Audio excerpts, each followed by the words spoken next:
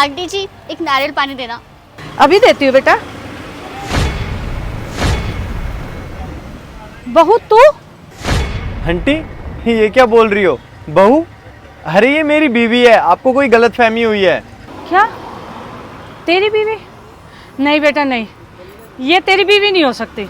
अरे आप किसकी बात सुन रहे हो? अबे ओ बुढ़िया, चुपचाप से ना अपना नारियल पानी बेच, वरना तेरे लिए अच्छा नहीं होगा। अरे बहू कुछ तो शर्म कर ले, तू मेरे बेटे को तो खा गई, अब किसी और के माँ के बेटे के पीछे पड़ी है। अबे ओ बुढ़िया, ये क्या फालतू की बातें कर रही है? अब अगर तूने एक भी लफ्ज और निकाला ना तो मुझसे बुरा कोई नहीं होगा। अरे इससे बुरा और क्या करेगी तू मेरे साथ? तू मेरे जवान बेटे को खा गई और तूने मुझे दर दर के ठोकर पे छोड़ दिया। देख तेरी वजह से मुझे आज नारियल पानी बेचना पड़ रहा है। तुम दोनों लड़ना बंद करो। मुझे तो ये भी नहीं पता है कि तुम दोनों क्यों लड़ रहे हो, और क्या तुम एक दूसरे को जानते हो? इस लड़की को तो बेटा मैं जिंदगी भर नहीं भूल सकती, क्योंकि इस लड़की ने मेरी जिंदगी बर्बाद कर दी। अरे आप भी किसकी बातों में पड़ रहे हो? मुझे नहीं पीना यहाँ से नारियल पानी। पता नहीं बकवास पे बकवास की जा रही है बुढ़िया। चलो यहाँ से। पर काजल, नारियल पानी पीना तो तुम्हारी डाइट में है ना, तुम नहीं पियोगी तो तुम कमजोर फील करोगी। अरे यार तुम देख नहीं रहे हो, इतनी देर से बुढ़िया बकवास पे बकवास किए जा रही है और तुम्हें नारियल पानी की पड़ी है। मुझे नहीं पीना यहाँ से नारियल पानी, कहीं और से पी लूंगी। चलो यहाँ से। अरे काजल, तुम तो आंटी की बात का बुरा मान रही हो। तुम शायद जानती नहीं हो, आंटी मुझे जानती है। मैं यहीं से हर रोज तुम्हारे लिए नारियल पानी घर लेके आता हूँ, और यहाँ मेरा हिसाब भी चलता है, और महीने के आखिरी में मैं आंटी का हिसाब कर देता हूँ। आज मैं तुम्हें यहाँ लेकर आ गया, अब तुम यही नारियल पानी पी लो। किसी दूसरी दुकान पे जाओगी तो मैं वहाँ हिसाब कैसे करूँगा? अच्छा तुम्हें हिसाब की पड़ी है? ये बुढ़िया जब से मुझे कुछ ना कुछ बोली जा रही है और तुम चुपचाप यहाँ पे खड़े हुए हो, तुम मुझे कुछ बोल नहीं रहे हो। ऐसा लगता है कि तुम्हारी कोई रिश्तेदार होगी ये। अरे देखो, ऐसी कोई बात नहीं है। आंटी को शायद कोई गलतफहमी हो गई है, और वैसे भी मैं यहाँ रोज आता हूँ ना, तो आंटी 50 रुपए का नारियल लगा देती है मुझे। अब कहीं और जाओगी ना तो वहाँ 70 रुपए का नारियल मिलेगा। अरे बेटा मुझे कोई गलतफहमी नहीं हुई है, गलतफहमी तुझे हुई है। इस लड़की ने जैसे मुझे बर्बाद किया है ना, मुझे तबाह किया है, एक दिन तुझे भी बर्बाद कर देगी ये। अरे आंटी, इतनी देर से मैं चुपचाप खड़ा हूँ, इसका मतलब ये थोड़ी ना है कि आप कुछ भी बोल दोगी। आप अपना नारियल पानी बेचिए चुपचाप। यहाँ मैं आपकी इज्जत करता हूँ, आप बोले ही जा रही हो, चढ़े ही जा रही हो मेरे ऊपर। हरी गौरव चलो यहाँ से।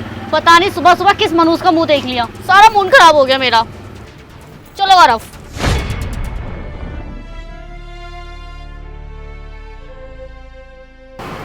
हे भगवान, कोई देखे ना देखे पर तू जरूर देख रहा है।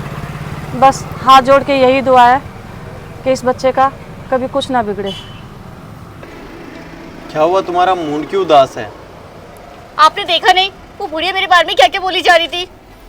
अरे तो क्या हो गया? मैंने थोड़ी ना उस पे यकीन कर लिया, मैं तुम पे विश्वास करता हूँ।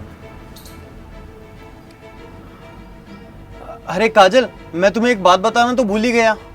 क्या? आज तो पापा की पुण्यतिथि थी। तुम एक काम करो, तुम आगे की शॉपिंग अकेले कर लो, मैं घर जा रहा हूँ। ठीक।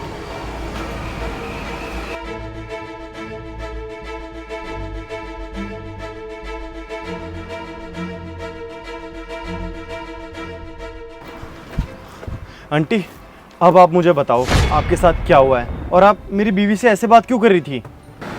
बेटा तुझे मेरी बातों पे तो यकीन भी नहीं होगा।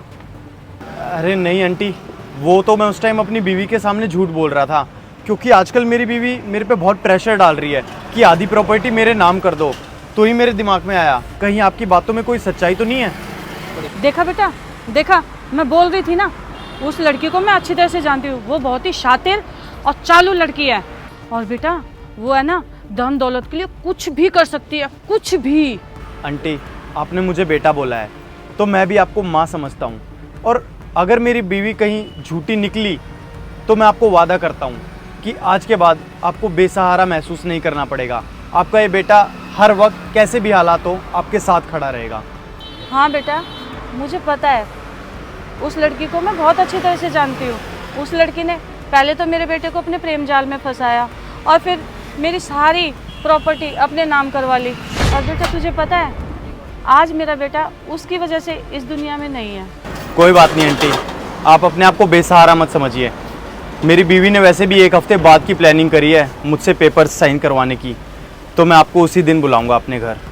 हाँ बेटा, मैं ज़रूर आऊँगी। ठीक है आंटी, मैं चलता हूँ, मैं आपको कांटेक्ट करूँगा।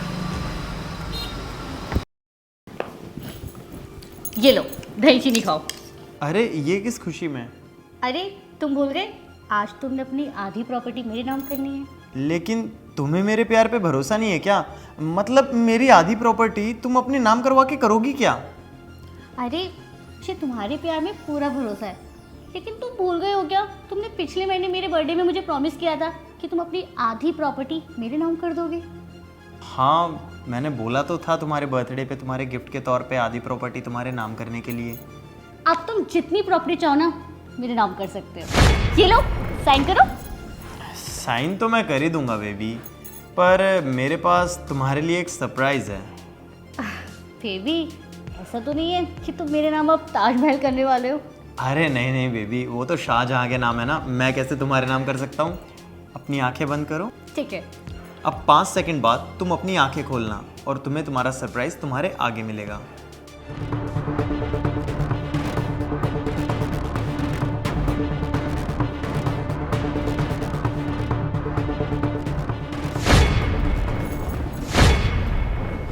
ये क्या बकवास है? अच्छा, मैं तुझे बकवास लग रही हूँ? और तू इससे सच्चा प्यार करती है तो इससे प्रॉपर्टी क्यों मांग रही है?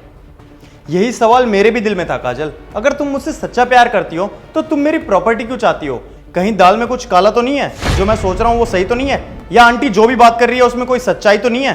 गौरव, ये तुम कैसी बात कर रहे हो? तुम मुझ पे भरोसा रखो ना। और ये तो चुड़ैल है, इसका तो काम है घर पे आग लगाना। चलो मैंने तुम्हारी सारी बात मानी। वो गरीब है, नारियल बेचने वाली है, चुड़ैल है, घर में घुस के आग लगाना उसका काम है। लेकिन मैं तुमसे एक बात पूछना चाहूंगा, मैं अभी इसी वक्त अपनी प्रॉपर्टी का 1 इंच भी तुम्हारे नाम ना करूं तो उसके बावजूद भी तुम मेरे घर पे रहना पसंद करोगी मेरे साथ? क्या हुआ काजल, तुम्हारा मुंह क्यों उतर गया? बोलती बंद क्यों हो गई? हाँ बहू, बोल ना, अब तू चुप क्यों है? वैसे मैं तुझे बता दूं कि गौरव बेटे ने ना इस सारी प्रॉपर्टी मेरे नाम कर दी है। अब बता, अब तू क्या इसके साथ किराए पे रह सकेगी? क्या गौरव, ये क्या मजाक है?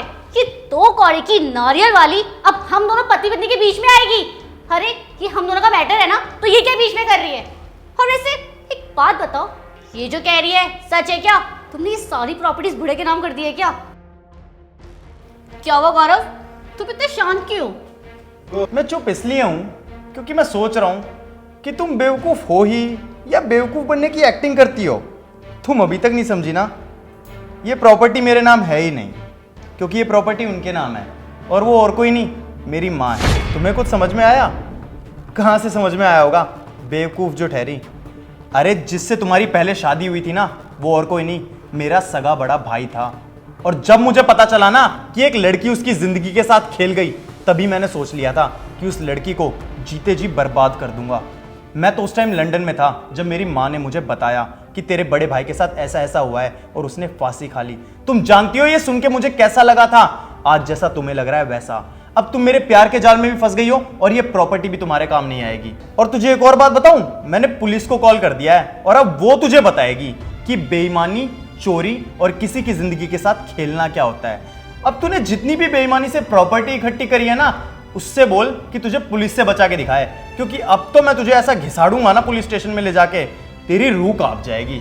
याद रखियो, जो तूने मेरे भाई के साथ किया है ना और मेरी माँ के साथ किया है, उसका बदला मैं तो तुझसे लूंगा ही लूंगा, लेकिन मरने के बाद भगवान भी तुझे नहीं छोड़ेगा। गौरव, गौरव प्लीज मुझे माफ कर दो। दूर हो मुझसे, पुलिस बाहर तेरा इंतजार कर रही है, जाके बैठ उनकी जीप में, निकल।